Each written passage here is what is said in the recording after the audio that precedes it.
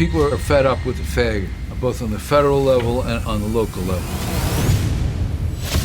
Behind the famous Manhattan skyline, New York is a mess. You had to literally fear for your life. It was terrible. The city wasn't safe. There was a lot of crime. There was a lot of graffiti. 500,000 serious crimes reported: murders, rapes, robberies, burglaries, car thefts. It was just bedlam.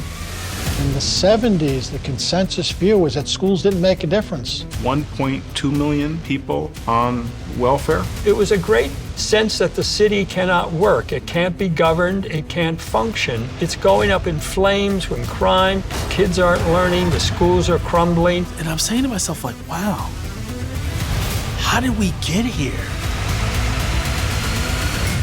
The early 90s was an exciting period because people are fed up with the fag, both on the federal level and on the local level. People are open-minded, they're willing to talk to each other across the aisle.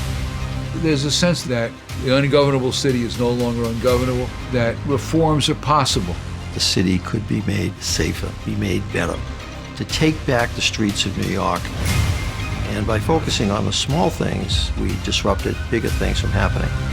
And so it changed people's perception of what welfare could be: a job opportunity, not a way of life. After being stuck around 50% for 20 years, it's now about 77% kids graduate on time. We had 20 years of Giuliani and Bloomberg, and the crowning glory of what we got out of those 20 years was that the streets were no longer disorderly. The result of real efforts and real ideas by real people. And it didn't just happen. And if you don't really understand that legacy, you're doomed to watch it fall apart before your very eyes. There was no palpable fear of living in any neighborhood. You could take the subway at any time of night. You could send your children to the store and there was no worry about what was going to happen.